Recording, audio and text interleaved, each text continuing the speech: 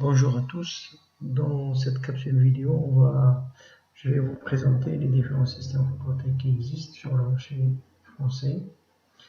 Donc le but c'est de les reconnaître et de comprendre un petit peu le fonctionnement et identifier les différents composants et savoir les rôles. Alors le premier schéma que je vous propose, c'est ce qu'on appelle vente totale.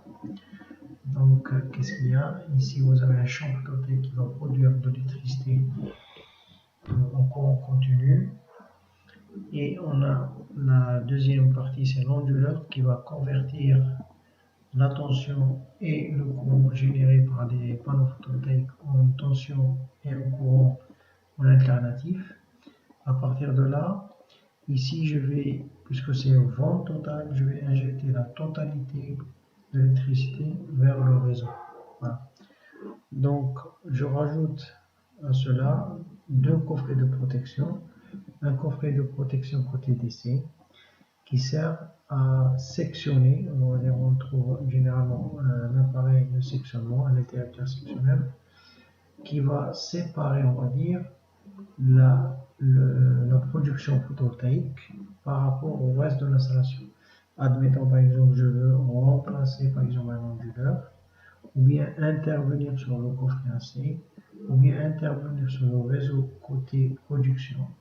Et bien, je vais sectionner ici, je vais séparer, d'accord, et je vais déconnecter, on va dire, le champ photovoltaïque. Le coffret AC, généralement, on trouve un différentiel. Qui dit différentiel dit protection des personnes contre les défauts d'isolement. Donc celui-là, cette partie-là, elle protège le réseau contre les défauts d'isolement qui peuvent exister sur le côté champ photovoltaïque. Donc on verra ça en détail un moment donné. Alors pourquoi vente totale?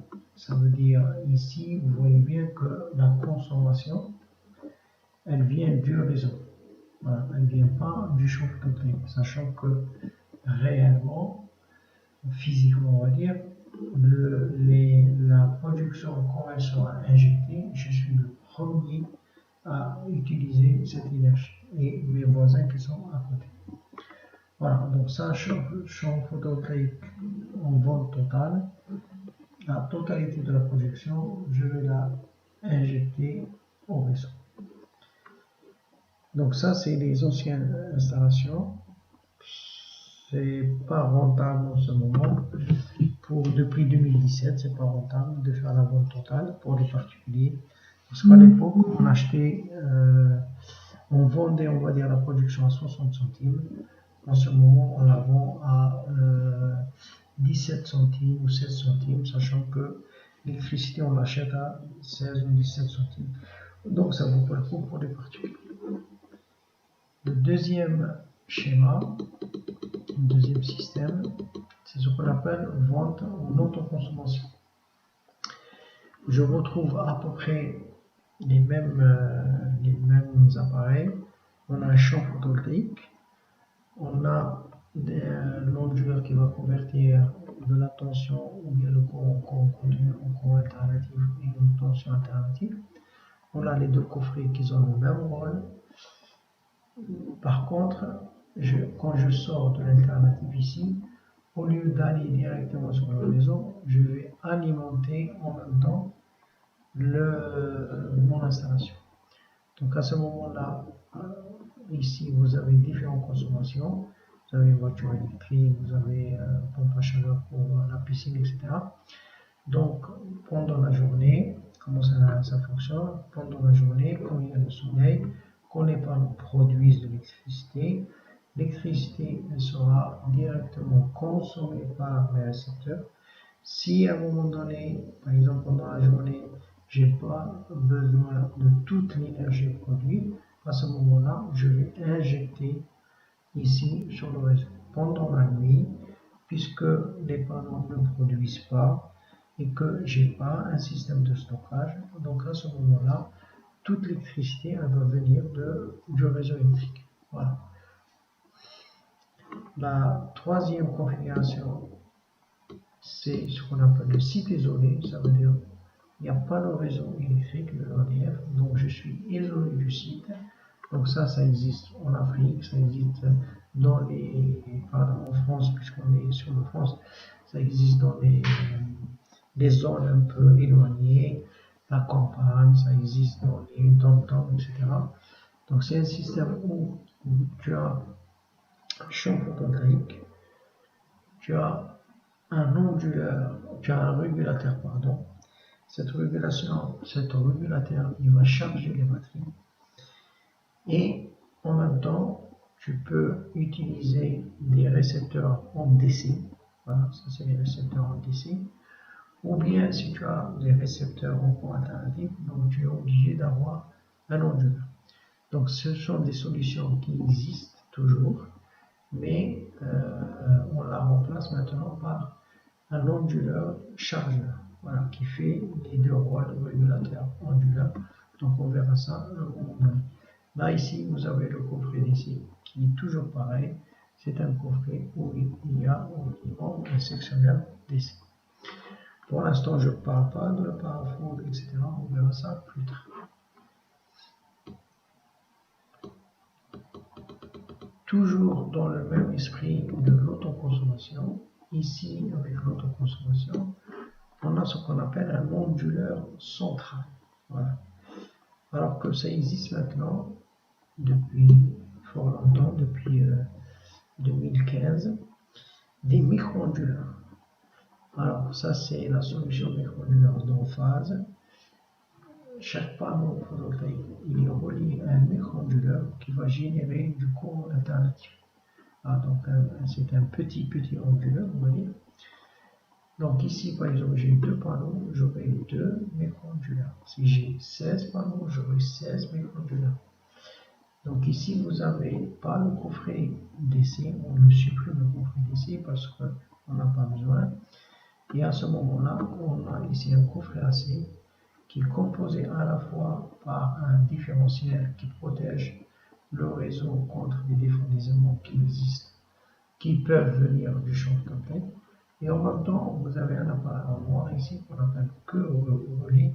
Et ça, elle fait ce qu'on appelle le découplage. Bon, on verra ça en détail. Pour l'instant, ce que j'aimerais bien que vous reteniez, c'est qu'en autoconsommation, actuellement, on peut utiliser des micro-onduleurs. Chaque panneau, il est relié à un micro-onduleur. On verra vers la fin de la présentation comme quoi ça existe. Il y a d'autres micro-onduleurs où on a pour un micro-onduleur, pour 2 panneaux, on a un seul micro-onduleur. Ici, c'est pareil, c'est comme ici, sauf ici, je vous montre qu'on voit presque on a 2 champs, on a 2 coffrets AC. Voilà. Et ici, c'est la consommation, donc c'est la même chose, c'est juste on peut avoir 2 champs différents. Admettons par exemple ici c'est une toiture qui se dirige vers l'est et l'autre vers l'ouest, admettons. Ici vous avez mes onduleurs. Ici c'est mes onduleurs, chaque panneau il est relié à mes onduleurs, mais on injecte en triphasique. Ici vous avez l'injection triphasique. Donc vous avez un coffret spécial, coffret triphasique. Ici, pour c'est la communication, on verra ça à un moment donné. Ici, je vais réduire.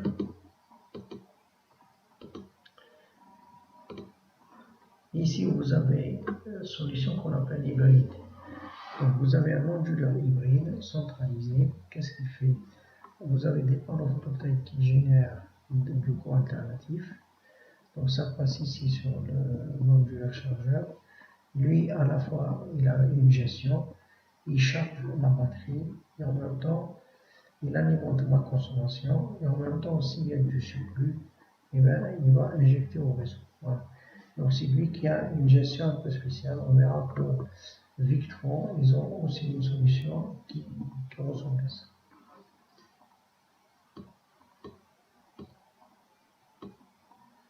Ici, c'est pareil, c'est un onduleur hybride. Simplement, ici, on voit que on peut brancher, je vais vous dire, on peut brancher un groupe électrogène, d'accord, pour alimenter un petit peu l'onduleur si il n'y a pas de réseau. Voilà.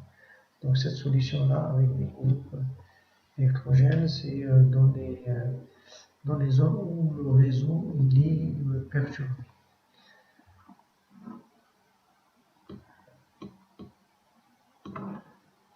Ici d'autres exemples. Voilà, c'est juste une autre manière, un autre exemple. Pardon. Donc vous avez un champ photovoltaïque, vous avez des micro-onduleurs, vous avez un coffret AC. Et là, pourquoi j'ai choisi ça, c'est pour montrer qu'en quoi la plupart, vous avez de la communication, ça veut dire vous recevez ou vous pouvez faire une surveillance de la production par un smartphone ou bien par un site web. Voilà. Donc c'est la solution qui est très intéressante pour l'utilisateur. Il peut voir individuellement chaque panneau, est-ce qu'il produit ou ne produit pas, parce que chaque panneau il est relié à un micro-onduleur. Voilà. Donc on a on va dire un suivi fine, une surveillance très interactive.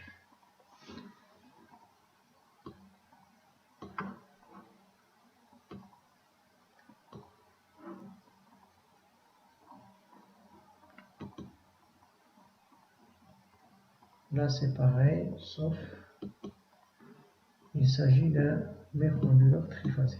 Voilà. Donc ça c'est un micro-onduleur triphasé.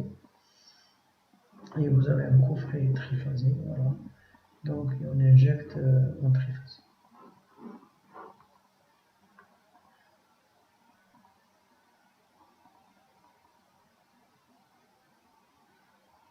Non. Non, je me suis trompé. C'est pas triphasé, c'est que j'ai un onduleur où je peux brancher deux panneaux. Voilà. Donc ça c'est deux panneaux. Et après j'ai un seul réseau qui va vers le coffret. Voilà. Donc je me trompe, c'est pas un micro-onduleur triphasé, c'est un micro-onduleur qui où je peux connecter deux panneaux. Voilà. La dernière, une solution qu'on verra un peu plus tard, au lieu d'avoir des micro-onduleurs, on a ce qu'on appelle des optimiseurs. Voilà. Donc chaque panneau, généralement, on a un optimiseur et après on retrouve un onduleur centralisé. Voilà, donc ça on verra un peu plus tard. Alors, maintenant, une fois que j'ai expliqué un petit peu les différents systèmes, j'aimerais bien que vous reteniez un petit peu visuellement qu'est-ce qui les appareils. Donc vous avez des onduleurs centralisés comme onduleurs SMA, des phonous ou bien des onduleurs hybrides. Tous les onduleurs, leur rôle c'est de convertir un courant ou bien une tension en courant continu en une tension ou bien un courant alternatif. Ici, je vous présente les micro-onduleurs en phase, ça c'est l'ancienne génération. C'est avec cela que vous allez faire aussi du montage dans le lycée. Vous avez les nouveaux, donc vous avez aussi solution tériale. Vous allez aussi brancher des onduleurs, des nouveaux. Donc ça c'est les en phase. Donc je marque ici convertir la tension en courant continu généré par le module en tension courant alternatif utilisé dans votre domicile. Les micro-onduleurs transmettent également des informations sur le fonctionnement du système par Internet afin de permettre la surveillance du système par l'installateur et par l'utilisateur. Donc directement quand on achète le micro-onduleur, on vous vend le système de surveillance. Ici c'est les nouveaux, ce qu'on appelle les I+7. C'est la 7e génération. Ici, c'est microduleur d'autres marques, AP System. On retrouve généralement, c'est un onduleur où on peut brancher deux panneaux. Et ici, c'est un onduleur triphasique. C'est celui-là qui est un onduleur triphasique. Donc, vous avez phase 9, phase 1, phase 2, phase 3. Ici, c'est d'autres marques. Donc, vous avez Ivertec, etc. Maintenant, pour finir, les coffrets de protection. Donc, côté DC, on peut avoir un sectionneur DC et un parafoudre, ou bien dans des zones où on n'a pas besoin de parafoudre, donc on peut utiliser simplement un sectionneur. Vous voyez bien qu'on entre, il y a des connecteurs MC4 spécifiques pour le photovoltaïque. Donc le côté DC, c'est le rôle, c'est sectionner le champ photovoltaïque pour pouvoir l'isoler du réseau RDF dans le but d'une intervention. Côté AC, pour donner une petite erreur là, protection des personnes contre les défauts d'isolement générés par le champ photovoltaïque. Voilà, je vous remercie et à la prochaine vidéo.